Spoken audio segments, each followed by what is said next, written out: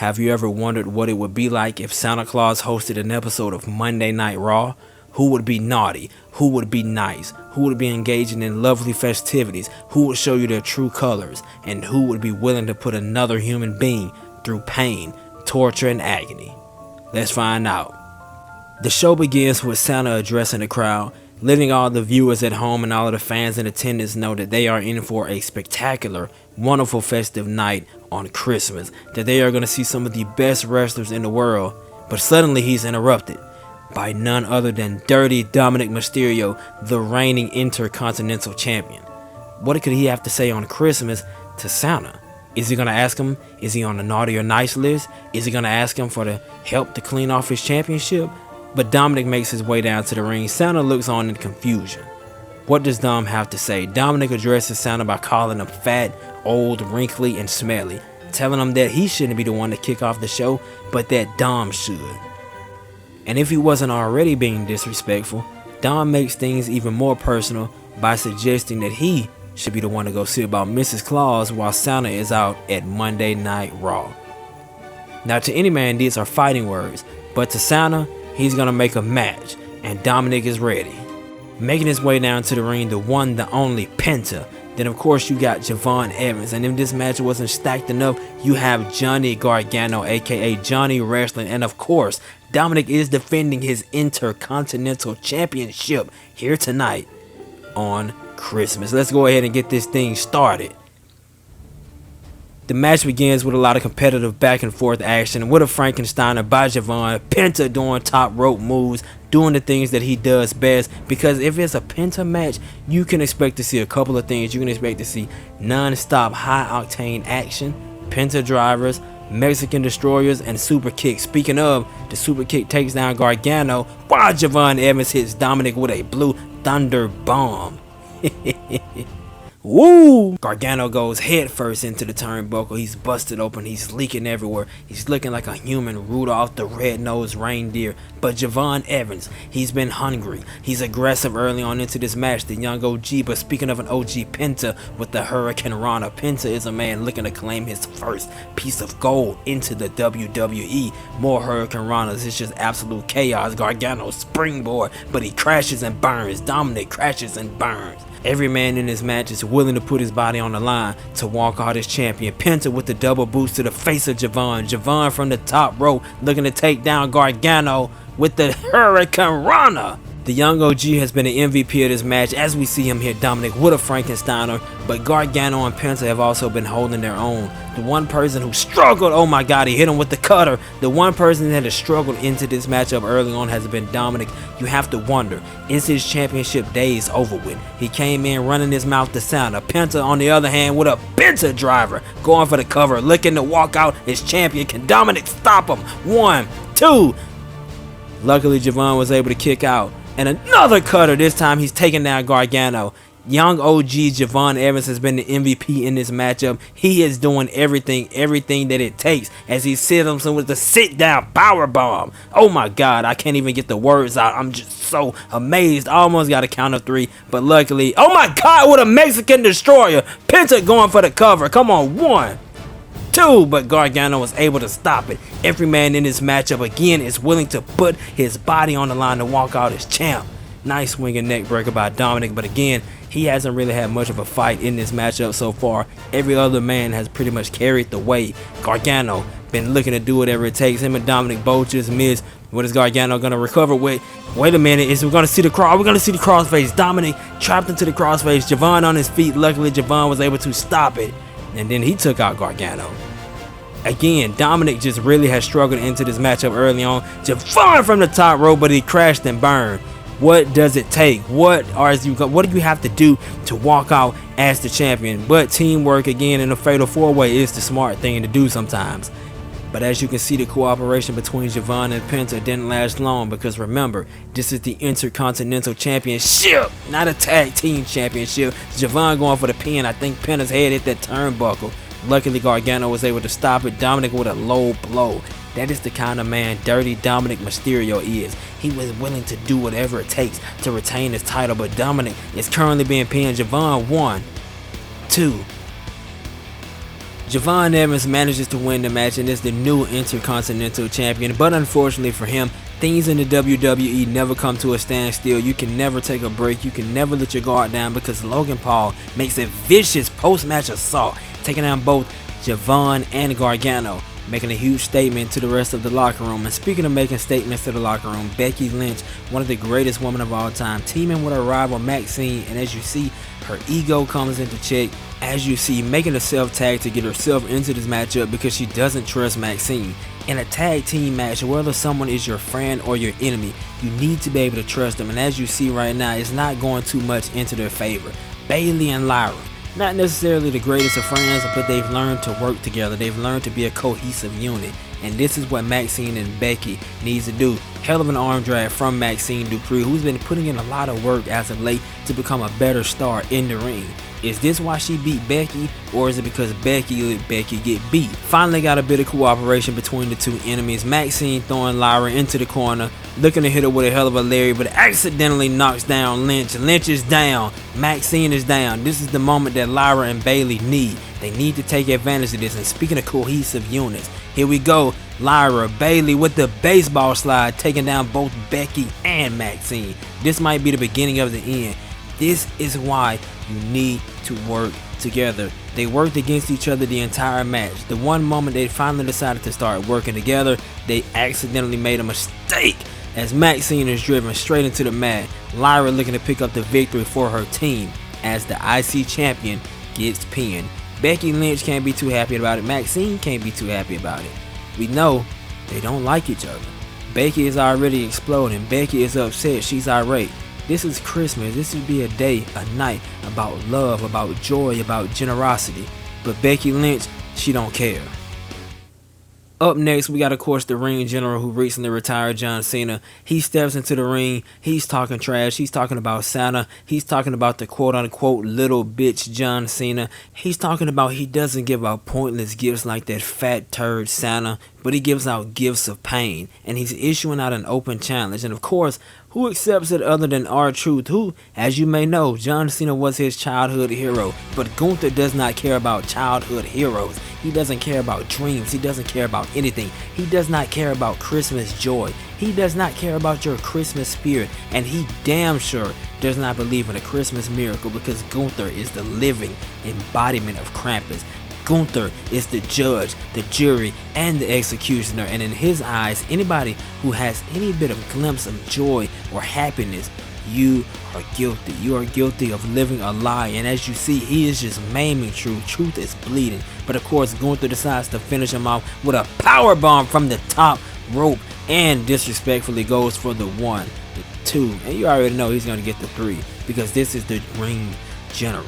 This is his world, and he's allowing you to live in it, because this man might honestly be the best wrestler in the world, the best professional wrestler. Speaking of best professionals in the world, we have Iyo Sky, again arguably one of the best wrestlers in the world, and who she's taking on, none other than the one and only Asuka. These two women, we already know there's no love lost between these two to duke out, the duel and throw of punches. Who's going to come out on top? Both of these women and their respective tag team partners hate each other. Rio and the Kabuki Warriors have been battling out over the past couple of months. Iyo Sky with a hell of a German suplex into a springboard drop kick. This woman is one of the best wrestlers in the world. But we have a commotion in the back. Rhea Ripley and Kairi Sane are getting into it. There's absolute pandemonium. There's absolute chaos everywhere, because Iyo Asuka in the middle of the ring, well, outside of it too, having a Miracle on 34th Street fight. Rhea Ripley and Kairi Sane, they're just having a street fight. As you can clearly see here in the WWE, no one values peace. Everyone wants to issue out pain. Iyo looking to win up this match, getting a pin, going for the cover. Couldn't even get a single count of 1. Meanwhile, Rhea is just absolutely hammering into Kairi Sane in the backstage area. Rhea sends her straight into the table, showing absolutely no hospitality. Meanwhile, Asuka and Iyo going to war on the outside. Iyo implants Asuka face first into the ground. Face paint or no face paint, she's going to have a hell of a bruise after that. Look at the strength of Asuka with the deadlift German suplex. Sends Iyo's neck straight into the barricade. Then Rhea Ripley sending Kairi Sane through the table with a vicious suplex. Kairi's back has got to be snapped. Hell of a meteor from Iyo, making another pin attempt. Iyo is trying her best to win this match. She's not here to fight, she is here to win. That's all that matters at the end of the day. She's got Asuka into a chokehold, had to relinquish it. If I'm Iyo, what does it take to put Asuka down? It's a miracle on 34th Street fight. You can use any weapon you want, but she sent her spine first into the barricade. Iyo going for this one last desperate pin attempt. She gets the 1, she gets the 2, and Iyo manages to pick up the 3. Asuka got that one spine hit. She could not recover. Iyo Sky is our winner, but we got to keep things going because up next we have the first angle, Rockin' Around the Tree Battle Royal. We got Shinsuke Nakamura. We got Santos Escobar. We got Sami Zayn. We even got people you don't like. We got the Maverick, Logan Paul. We got people you do like. We got the reigning and defending NXT champion, the Ruler, Obafemi. We got El Grande Americano. We got the one and only, the twisted, demented Aleister Black. And of course, the only man that can get this party rocking, we got main event Jey Uso. Well, let's get to business. The match started early on with no one really taking any clear position of dominance. Nobody was really taking over as the #1 aggressor. Of course, you got people doing their things here. El Grande Americano with a hell of a springboard, but overall, nobody was doing anything crazy. Jey Uso, of course, doing what he does, getting the crowd going up and down with the yeet. Hell of a yeet punch, but what triggered this chain reaction was Shinsuke Nakamura getting eliminated, and then, of course, Logan Paul got eliminated by Jey Uso. Then, to keep things going, Jey Uso eliminated Obafemi. That's crazy. Then Jey Uso got eliminated by El Grande Americano. He's irate, he's upset. Meanwhile, Aleister is also upset. He's irate because he got eliminated. But Sami Zayn wants that #1 contendership opportunity. He wants a championship, so he's going to eliminate Santos Escobar. Every time I hear his name, I think of that Carlito meme. And then he gets out El Grande Americano. Sami Zayn is the winner of the inaugural Rockin' Around the Tree Battle Royal. Then, of course, backstage, Cody, Rhodes, and Santa are talking. Cody's asking him about winning another championship. We don't care about that. We got a championship match right in front of us right now because we have AJ Styles taking on the reigning, defending WWE World Heavyweight Champion CM Punk in a TLC match. These two men have faced each other plenty of times before in the past, but they've yet to have a one-on-one match into the WWE. CM Punk with that hell of a lariat, a dangerous lariat, but AJ Styles is going to respond back because, again, the face that runs the place, he is a dangerous man. Sends Punk into the barricade again and then gives him a hell of a knee to taste just for good measure. Punk returning the favor with a chair shot to the skull, but it's all about giving. It's all about Christmas spirit. What do you think Punk is going to get AJ as a gift? What present do you think he wants to give him? He's going to give him a bag full of splinters as he hits him with that nasty powerbomb through the table, then a suicide dive. Punk is trying to climb up top, but AJ's not going to let him do it. Remember, a TLC match. The first man to climb up and pull the title down will win. A little bit of Irish rope action. AJ catches Punk, lands him on a German suplex onto the ladder. Punk responding with an anaconda vice. Remember, again, no pinfall, no submissions, but you got to strategize in a match like this. These matches are all about a war of attrition. Wear down your opponent. He's going to make AJ fight to get out of this hole, which AJ successfully manages to do, but it's taking a toll on him. Punk knows that. And again, you got to stay on top. What does he do? He has him spread out on the table, looking to go high risk, high reward. He might possibly take himself out with a crossbody from the top of the ladder. This is what these men are willing to do to win this championship. We've talked about it all night in the WWE. Wait a minute, Punk off the ropes with a knee. That shining wizard to the skull of AJ. You have to do whatever you can do to win a match. But when the championship is on the line, you definitely have to take it to a whole new level. Like Creed said, can I take you higher? Speaking of higher, CM Punk, he crashed and burned. AJ caught him off guard. Wait a minute, AJ Styles got him. He got him in position. He got him in position with a Styles clash. This is the type of opening AJ needs. He's climbing on the ladder, but Punk is back to his feet. Punk is not going to let his title go away just that easily. He's fighting. AJ got him down. AJ has the opportunity to win the title. Punk making his way back up to the ladder. This is where things get tricky. This is where things get ugly. A hell of a blow. Oh my God, again, we've seen it all night. We are going blow for blow. CM Punk returning with a blow of his own. He has AJ in position. No. A swinging neck breaker from the top of the ladder. Both men are down. AJ on his feet, but Punk is already pulling the title. CM Punk manages to retain the WWE World Heavyweight Championship. That right there was a hell of a matchup. He just showed to you why he is the champion. But speaking of CM Punk, let's take a look at one of his former adversaries, Drew McIntyre, because it is time for the main event. We have this epic 6-man tag. The Vision and Drew McIntyre are taking on Roman Reigns, The Saint, and Cody Rhodes. OTC1 is in the building. The Tribal Chief, The Saint, making his way down. And only one man left, the undisputed champion. But for some reason, Cody Rhodes is nowhere to be found. His music has been playing for the longest of time. Nobody knows where Cody is. Becky is giving hell to Sound backstage, complaining about the fiasco with Maxxine earlier. But back into the ring right now, into this main event. Braun Breaker, what a hell of a military press slam, and then just absolutely hammering on the Saint. Braun Breaker is a scary man. Did you see that strength? If a grown man is capable of picking you up like that, he is a dangerous being. He is not even of this planet. Making the tag to Bronson Reed. Wait a minute. Sends the Saint spine first and then hits him with a belly-to-belly suplex. Now he's making the tag to Bronson Reed. I was incorrect the first time. And then these two men together are a dangerous force. Look at this. Oh, that is an NFL level worthy hit. Then of course Bronson Reed hammering down on the Saint. These are some scary guys, but Saint back on his feet. Bronson Reed was talking trash and he got hit with that super kick. Can he get an eliminate? Nope. Braun is not allowed, but the Saint flies. The Saint flies to the outside, taking down big Bronson Reed. Remember, the bigger they are, the harder they fall. Saint off of the barricade. What is he thinking? What is he thinking? Not a moonsault. Springboard. Oh, nope, he tried to go for a springboard elbow. Bronson Reed read it. The worst thing you can do is let a guy like Bronson Reed catch you off guard. And of course, he's going up top. You already know. A tsunami! OTC able to break up the pin. But of course, Bronson Reed is out for blood. Now he gets that one taste of a tsunami. He's going to want more. But the OTC is not going to let him get it. Oh my God, he knocks Braun down off of the apron. And again, since Cody is nowhere to be found, this is essentially a handicap match. That spear was brutal. That spear was brutal. Roman going for a pin. Can he get the elimination? Drew McIntyre makes the save. OTC setting up a Superman punch. Can he give it to him with a Superman punch? He connects, going for another pin. Can somebody save Bronson Reed this time? 1. He gets a 2. We have our first elimination. Drew McIntyre, Claymore!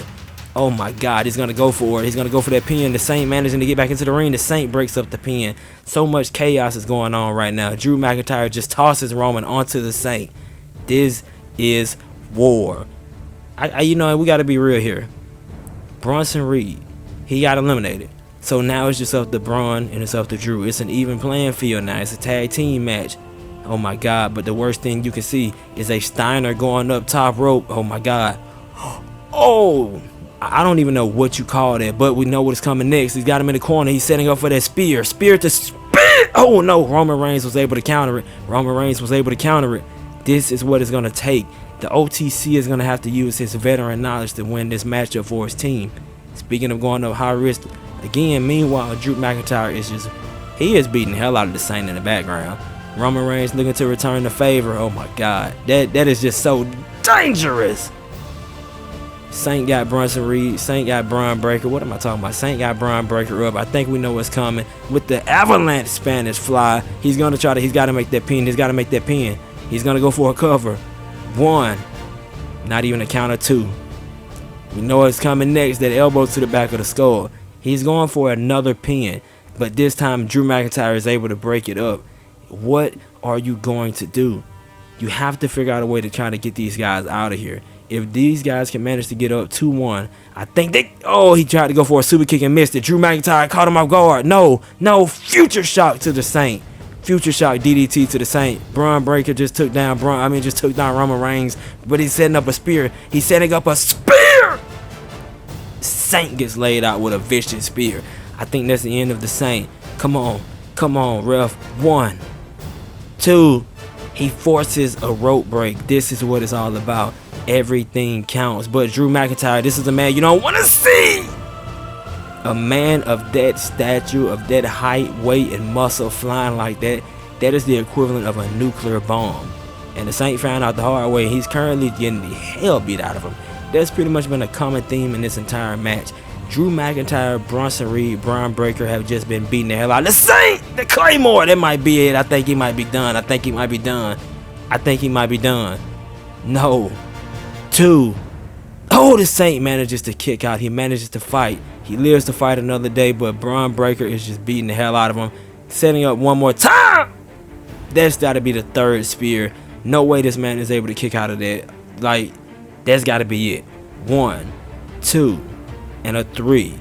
It's essentially a 2-on-1 handicap match now. Roman Reigns, the OTC, he's got to take, oh my God, a spear. He's got to manage to fight his way out of this. It started out in a 3-on-2. They got it to a 2v2. Now it's a 2v1. Roman Reigns knocks Braun Breaker off of the apron. I think he's going to go for one more spear. He's got to set it up this time. He's got to set it up. He wants that ooh-ah and a spear.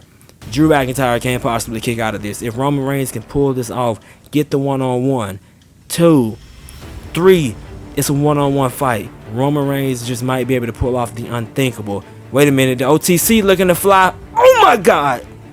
This is awesome.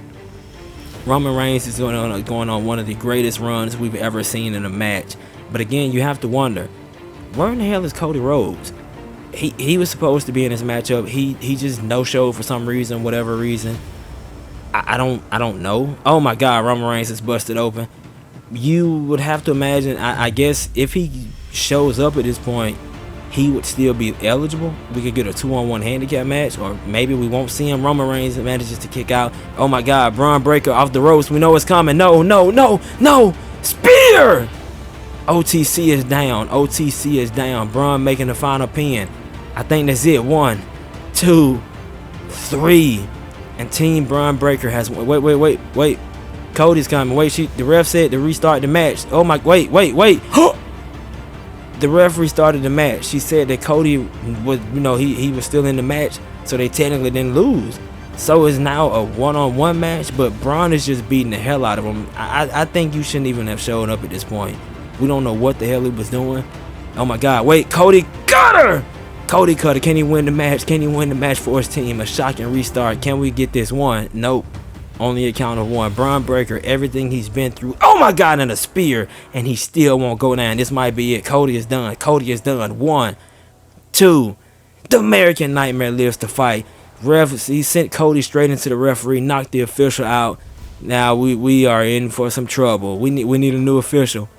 We need a new official. The referee is down. She is out cold. Braun is going on an absolute rampage. Does he have a chair?